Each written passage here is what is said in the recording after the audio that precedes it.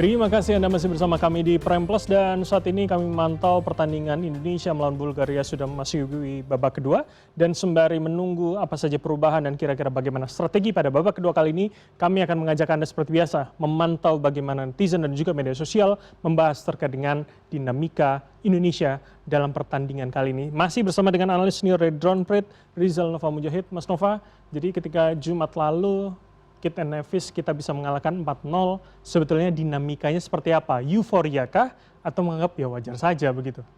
Sebenarnya justru yang terjadi apresiasi ya. Apresiasi sangat tinggi kepada pemain juga kepada pelatih. Tapi yang menarik bagi saya adalah pada pertandingan percakapan sepak bola kali ini, partisipasi publik berbicara tentang sepak bola itu agak menurun sebenarnya. Dibandingkan ketika sebelum-sebelumnya, ketika pelatih sebelumnya ya, dua pelatih sebelumnya. Jadi kalau kita lihat partisipasi akun yang berbicara sepak bola ketika timnas bermain itu lebih terseleksi. Tunggu, artinya dibandingkan dengan bahasan STY dan Clifford, Hartman jauh tidak lebih populer. Hartman akun yang berbicara lebih sedikit. Lebih sedikit. Bukan berarti tidak lebih populer. Itu bisa dijawab nanti. Silakan dianalisa terlebih dahulu. Nah, kalau kita lihat percakapannya, kita lihat volumenya di Twitter ketika dua pelatih sebelumnya itu selalu angkanya di atas 2.000, 3.000, 4.000 kalau gitu ya. Apalagi ketika STY dipecat itu tinggi sekali. Tetapi pada John Hartman kali ini, bahkan ketika dia berhasil membawa Indonesia 4-0 menang, percakapannya terlihat tidak terlalu tinggi gitu. Antusiasme publik sepertinya kok turun. Hanya kemudian 1.400-an. Hanya 1000-an di Twitter. Tetapi kemudian kalau kita lihat di kanal media sosial lainnya, memang agak sedikit peningkatan. Ada di TikTok, ada di YouTube, itu ada sedikit peningkatan. Gambar-gambar di YouTube dan di TikTok itu kan sangat emosional ya, gambar-gambar video-video yang emosional gitu, itu sangat ramai dibicarakan, diapresiasi oleh publik. Ketika John Hartman berbicara dalam bahasa Indonesia, itu diapresiasi betul. Ketika dia membela pemainnya dari serangan, dari bulian netizen, itu juga diapresiasi betul. Jadi di dua kanal ini justru di kanal-kanal yang menonjolkan visual itu justru naik percakapannya, berbeda dengan sebelumnya. Justru di situ saya lihat ada perbedaannya. Gitu, Kang. Baik. Menarik. Itu kenapa akhirnya menjawab kenapa TikTok menjadi sangat dominan ya dalam percakapan kali ini. Kita geser sampai nanti dilanjutkan, Mas Nova. Nah, kalau kita lihat percakapan, tren percakapannya. Kita geser dulu teman-teman produser slide-nya. Tinggi sekali percakapan itu memang pada saat pertandingan melawan Kids ya. Kids and Nevis ya. Di 27 Maret ya 27 Maret. Meski demikian kalau kita lihat grafiknya, ini di bawah pemberitaan media online.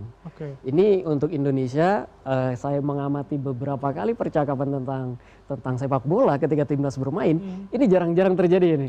Jarang-jarang terjadi, Bram. Dan kalau kita lihat siapa saja yang bercakap dalam membahas John Hartman dan timnas, kebanyakan memang akun-akun yang cukup konsisten berbicara tentang sepak bola. Kalau sebelum-sebelumnya kan bukan akun sepak bola juga bicara gitu. Ada yang jualan bicara, ada yang ngomong politik juga bicara. Kalau ini enggak, benar-benar akun yang menikmati sepak bola itu yang berbicara. Artinya lebih niche untuk penikmat bola begitu. Betul. Jadi ini lebih klasternya juga kelihatan lebih tersegmentasi ya, betul ya. Seperti itu. Tahan dulu di situ. Saya minta komentar dari Mas Akmal. Menarik. Kemudian dibandingkan dua pelatih bahkan Clifford dan Sintayong, ternyata John Hartman tidak lebih banyak dibicarakan. Ya, yang pertama John Hartman baru memulai gitu kan, sehingga kemudian orang masih wait and see istilahnya kan, masih menunggu apakah dia sukses, apakah dia gagal. Berbeda misalnya, walaupun rentang waktunya hampir mirip lah dengan Clifford yang cuma tidak lebih dari 6 bulan untuk menangani tim nasional Indonesia, tapi momennya berbeda. Ketika itu momennya Piala Dunia Nah, sama dengan era Sintayong. Kenapa Sintayong tinggi? Karena memang jarak waktunya juga cukup panjang. 5 tahun pelatih paling lama yang menangani tim nasional Indonesia. Dengan ada Piala Asia di sana, ada Piala AFF, kemudian ada Piala Asia U23. Artinya urusan momentum saja ya? Ya, urusan momentum. Artinya sekarang bisa jadi kalau kemudian John Hedman bisa menunjukkan performa terbaiknya di tim nasional dan bisa mengangkat prestasi tim nasional, dengan sendirinya pasti akan naik. Sama seperti dikatakan tadi bahwa Bung Nova, sekarang murni yang ngomongin sepak bola adalah para penggemar sepak bola. Karena momentumnya hanya FIFA Series. Coba momentumnya Piala Dunia, maka politisi juga pasti akan ikut berbicara di sana karena ada panggungnya yang sangat besar. Nah, itu yang kemudian menjadi catatan ya dari analisa yang sudah dilakukan saat ini, termasuk ini kan masih pasca Lebaran. Ya, dekat. Orang masih kemudian bicara masalah halal bihalal, minal aidin wal faizin, ya. Sehingga kemudian pembicaraan-pembicaranya mungkin masih tidak begitu terpecah. Tapi kalau John Hedman misalnya bisa bikin kejutan melawan Bulgaria hari ini, itu bukan mustahil pembicaraannya akan semakin tinggi. Inilah pelatih yang kita butuhkan. John Hedman bisa menduplikasi apa yang dilakukan di Kanada ke Indonesia dengan waktu yang sangat cepat. Tapi kan ini kan tinggal kita menunggu 45 menit berikutnya nih. Apakah John Hedman di ruang ganti bisa melakukan perubahan atau ternyata tim nasional kita justru melakukan kesalahan lagi. Artinya kita bisa tahan Bulgaria, ini akan menjadi catatan bagus karena bagaimanapun Bulgaria adalah tim besar gitu. Tapi momen FIFA Series ini sebenarnya momen beruntung buat Indonesia. Selama ini Indonesia kan kalau uji coba lawan-lawannya belum pernah melawan misalnya negara Eropa. Tapi sekarang kita dengan adanya FIFA Series kita bisa lawan tim Eropa yang memang kalau dilihat bahwa Indonesia akan ke final dan bertemu Bulgaria. Uji coba sesungguhnya seperti judul tema kita hari ini. Ujian sesungguhnya John Hedman ada melawan Bulgaria ini. Dan hari ini pembuktiannya ya. Saya ke Bang Kesit kalau begitu. Jadi artinya kita cukup menahan imbang saja, artinya menyamakan poin, atau kita harus melampaui sebetulnya? Iya, kalau mau bicara realistis sebenarnya hasil draw aja sudah bagus lah ya. Sudah bagus untuk mengimbangi Bulgaria. Iya, tapi poin 87 tadi kalau kita bisa meraih kemenangan ya itu akan lebih bagus lagi. Dan masyarakat akan semakin penasaran dengan tim ini begitu.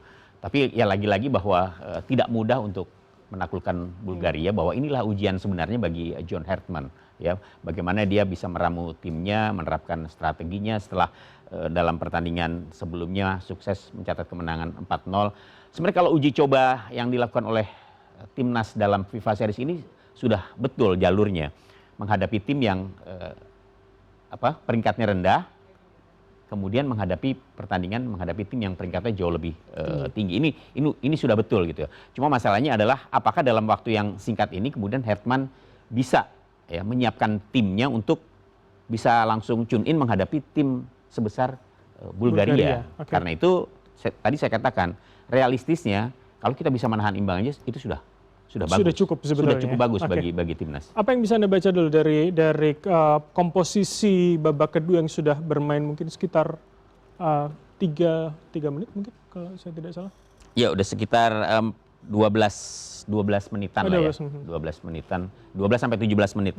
Artinya lagi-lagi bahwa Indonesia masih mencoba untuk bisa mengimbangi perlawanan dari Bulgaria, walaupun tekanan juga masih terus datang ya. Tadi kita lihat juga beberapa kali Emil Audero juga harus melakukan penyelamatan ya, harus mencoba untuk mengatur atau membuild up serangan dari lini pertahanan. Ini kan bukti bahwa memang tidak gampang ya untuk bisa menembus area pertahanan dari Bulgaria, dan ini yang terus dilakukan sepanjang babak kedua ini oleh pemain-pemain Indonesia untuk bisa menembus lebih dalam lagi lini pertahanan dari Bulgaria. Berarti waktu sudah berjalan mungkin sekitar 30-35 menit lagi kita akan melihat bagaimana hasilnya ya.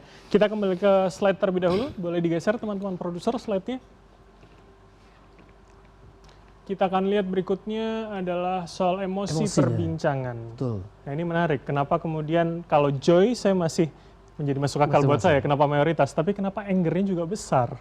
Ya, sebenarnya angernya itu bukan ditujukan pada John Hedman, tetapi kepada salah satu pemain, Sananta, yang dinilai oleh publik, dinilai oleh netizen, sepertinya masih kurang performanya. Berarti bukan asumsi saya saja seperti segmen sebelumnya tadi ya? Ini terjawab oleh netizen ya? Sama, semua juga menilai, ini kayaknya Sananta harus di-push atau harus diganti mungkin, seperti apa kayak gitu ya. Harus ada evaluasi terhadap Sananta, seperti itu. Tetapi kalau kita lihat ada 3 surprise, trust, and joy ini sebenarnya kan emosi-emosi positif ya. Kaget karena ternyata John Hartman mampu publik menilai John Hartman mampu melihat potensi-potensi pemain yang ada dengan menaruh 3 pemain di belakang kayak gitu dan seterusnya. Strategi-strateginya juga dinilai dibandingkan juga dengan STY dan dinilai tidak jauh berbeda atau lebih baik daripada STY. Seperti itu. Kaget orang melihat seperti itu. Lalu yang terakhir yang pertama tentu saja yang paling tinggi adalah joy.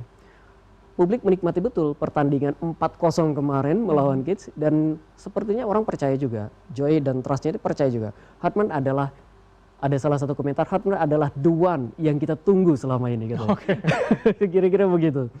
Nah, kalau kita lihat juga antisipasinya juga cukup tinggi. Tetap publik tetap juga mengingatkan bahwa 4-0 raihan Indonesia atas Kids kemarin tidak menggambarkan potensi Indonesia seutuhnya. Justru pada saat inilah ketika menghadapi Bulgaria inilah tim Hartman, pilihan strategi dan pemainnya itu diuji betul. Ini banyak sekali yang membicarakan hal seperti itu diantisipasi, Bram. Oke, baik-baik. Saya ke Bang Gesit lagi. Ternyata angernya besar, ada sekitar 20% ini ke Sananta. Kita balik lagi di obrolan itu tadi sebelumnya. Dianggap kurang maksimal. Apa yang bisa Anda lihat? Masih diturunkan di babak kedua? Iya, jadi saya menilai wajar ya kalau netizen, publik kemarin memberikan sorotan khusus kepada Ramadhan Sananta. Karena 3 peluang yang dari catatan saya kebetulan langsung hadir di GBK ketika itu sejatinya bisa menjadi gol gitu ya. Tapi ternyata ini belum. Peluang ya artinya. Itu peluang. Mungkin kalau strikernya Peri Sandria itu gol kali itu ya. Itu bola-bolanya Peri biasanya itu. Tapi ya itulah sepak bola gitu. Tapi ketika publik berharap kepada pemain Indonesia Ramadhan yang bernama Ramadhan Sananta untuk bisa menciptakan gol, kemudian tidak tercipta padahal peluang boleh dibilang 90% ya. Ya publik akhirnya menilai wah ini pemain kok masih begini-begini aja gitu ya.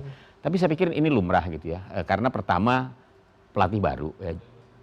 Dia masih berupaya untuk melihat kembali seperti apa sih gitu potensi yang dimiliki oleh pemain-pemainnya termasuk Ramadhan Sananta. Sayangnya memang Ramadhan Sananta ketika diberikan kepercayaan dia belum bisa untuk memberikan jawaban yang jawaban yang memuaskan pelatihnya dan juga publik ya. Tapi bukan berarti kemudian dia langsung dicampakkan, kan tidak seperti itu gitu. Bahwa publik dan netizen tidak puas terhadap penampilan Ramadhan Sananta ya kita melihat memang seperti itu di lapangan gitu. Jadi sangat-sangat disayangkan memang. Oke, saya ke Pak Peri kalau begitu. Jadi kalau dianggap tadi ada peluang yang loss begitu ya. Bagaimana sebenarnya pemain melihat itu? Pasti saya yakin pemain punya POV lain sebetulnya. Ya saya rasa kalau kemarin sebenarnya peluang buat Ramadhan Sananta juga ada 3 peluang ya Mas Kesit tadi bilang. Itu saya rasa sebagai striker sekecil apapun peluang untuk buat gol itu harus bisa gitu lah. Kesempatan sekecil apapun itu dia harus bisa cetak gol. Cuma disayangkan kemarin 3 peluang itu disia-siakan 90% tuh ya.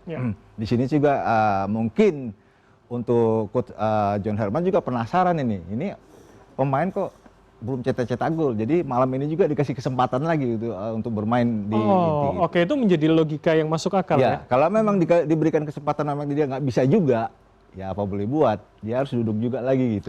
Parkir bus lagi dia di bangku cadangan. Mengapa trial tuh harus 2 pertandingan Pak Peri? Ya seharusnya kalau kita diberikan kepercayaan kepada pelatih, memang kita harus tunjukkan bagaimana biar kita dapat nilai plus dari sang pelatih gitu. Oke, itu seharusnya menjadi poin plus ya. Poin plus untuk sang pemain. Nah kemarin disayangkan 3 peluang itu nggak jadi gol gitu loh. Kalau itu terjadi gol ya mungkin itu nggak masalah gitu. Malah yang disorot sekarang oleh John Hartman adalah seorang Beckham yang tadinya penuh kritikan dari publik, tapi dia menunjukkan dengan elegan dia dengan mencetak 2 gol. Itu jawaban yang paling elegan itu. Dan kita masih menunggu Beckham apakah diturunkan pada babak kedua atau tidak. Kita tunggu. Kita kembali lagi ke sini, kita geser yang terakhir. Teman-teman produser tolong. Dari sini kelihatan Bram, kalau dukungan publik kepada Hartman itu sangat tinggi. Sangat positif ya? Sangat positif. Hampir tidak bisa kita katakan kalau 2,5% itu kita tidak bisa dikatakan ada kritik terhadap Hartman. Satu-satunya kritik yang disampaikan, bukan satu-satunya, narasi yang paling kuat kritik pada Hartman hanya tentang pemilihan pemainnya saja. Dianggap ada yang kurang. dianggap masih terlalu terbawa oleh pelatih-pelatih sebelumnya kayak gitu. Dibandingkan dengan siapa? Dibandingkan dengan STY dan dengan Clifford juga. Okay. Jadi masih ada nuansa dua pemain itu di dalam pemilihan pemain, komposisi pemainnya kayak gitu. Walaupun kemudian minor, tapi itu seberapa berarti? Kecil sekali sebenarnya, kecil sekali ya? Dan itu pun disampaikan oleh saya kira oleh akun-akun yang memang menikmati sepak bola, tetapi followernya saya kira tidak terlalu besar ya. Kalau kita lihat Facebook, Twitter, Facebook dan Instagram itu hampir tidak ada percakapan negatif tentang John Hartman. Hanya kritik disampaikan di Twitter kepada John Hartman dan juga kepada Sananta, Ramadan Sananta. TikTok tentu saja ada sedikit negatifnya, tapi isinya adalah ulasan ketika Sananta kurang maksimal atau memanfaatkan peluang-peluang yang ada kayak gitu. Jadi kalau kita lihat secara keseluruhan, publik sepertinya sangat optimis, percaya bahwa John Hartman akan membawa Indonesia lebih baik daripada pelatih sebelumnya. Meskipun kritik-kritiknya tetap ada, tetapi itu cukup minor kalau menurut saya. Oke, baik. Saya akan minta komentar kepada para narasumber yang lainnya di studio, tapi usai jeda berikut ini, termasuk bagi Anda yang melihat kami dari kanal YouTube CNN Indonesia, untuk bisa meninggalkan pernyataan maupun pertanyaan yang akan kami bahas dengan 4 orang narasumber yang ada di studio. Usai jeda, tetaplah bersama kami di Prime Plus.